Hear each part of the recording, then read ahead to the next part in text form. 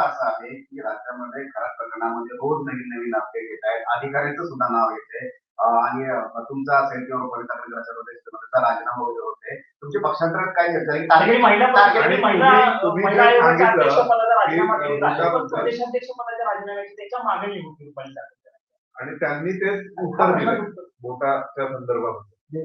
माझं पण बोट अडवलं. कोणी काय उत्तर द्यावं मला माहित नाही. माझं बोट लोकसभेच्या निवडणुकीचा अर्ज भरताना त्याच्या 2 दिवस आधी अलिबागला कशा पद्धतीने ऍडव्होकेट प्रवीण ठाकूर माझ्या जिल्ह्यातील एक नामांकित सिनियर वकील आहे, ते मधुशेठ ठाकूर म्हणून आमचे माजी आमदार होते, त्यांची समाधी आहे, त्यांच्या गावाच्या समाधीला दर्शन घ्यायला गेलं तेवढा ते प्रवीण ठाकूर मला भेटायला आले. मग प्रवीण ठाकूरांनी कबूल केले की ते माझ्या समोरचे उमेदवार आनंद गीतेचे काम करत होते, पण कौटुंबिक नात्याने भेटायला आले. त्यांना भेटून मी निघाले असताना त्यांनी दरवाजा लावला. त्यावेळेला माझ्या इथे जखम झाली. तिथेच तोंडीच्या हॉस्पिटलमध्ये जाऊन आज मला स्टॅपलनी टाके मारले.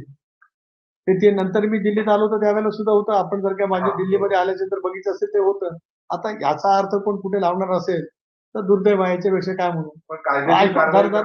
केली मी गुन्हे दाखल केलेत. त्याच्यामुळे एक भाग आहे. दुसरी बाब असा आहे की दुसरा माफ केलेला सुद्धा जो नाहीच आहे तो पण आला.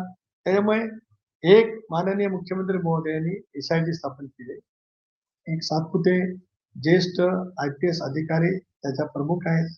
त्यांनी त्याची व्याप्ती वाढवलेली आहे. सखोलपणाने तपास करण्याचं मुख्यमंत्र्यांनी काल सभागृहामध्ये आश्वासन केलेलं आहे. आज मुख्यमंत्री त्याच्यावरती निवेदन करणार आहेत. राष्ट्रवादी काँग्रेस पक्षाचा अध्यक्ष म्हणून, खासदार म्हणून माझी सुद्धा मागणी स्पष्टपणाची आहे की याचा सखोल तपास व्हावा. खरासारख्या विकृत मनोवृत्तीच्या विरोधामध्ये जे कठोर कारवाई करायची असेल ते त्या ठिकाणी केली जावी. ही राष्ट्रवादी काँग्रेस पक्षाची स्वच्छपणाची भूमिका आहे. आता माझ्या संदर्भातलं जे काय दाखवलं गेले त्याचा माझ्याकडनं खुलासा झालाय. यापेक्षा या गोष्टीला मी अधिक महत्व देऊ इच्छित नाही. याचं कारण जी घटना केव्हा घडले हे आपल्यापैकी सर्वांना ज्ञात आहे आणि त्यावेळेचे 2024 मध्येच अलिबागमध्ये झालेली घटना आहे. आता याबद्दल माझ्यासारखा 40 वर्ष राजकारणात आहे. एका दिवसात मी नाही दिल्लीत आलो. राजकारणामध्ये माझी 40 वर्ष आहेत. माझी विश्वासार्हता आहे. आणि 19ला सुद्धा मी महाविकास आघाडीकडे निवडून आलो. 24ला इंडियामधून निवडून आलो. त्याच्यामुळे जनमानसामध्ये आहे जे सत्य आहे ते सत्य आहे. एकदा खुलासा केला त्यापेक्षा माझ्यासारखा मी अनेक अशा पद्धतीच्या आरोपाच्या फेरीतून गेलेला आहे.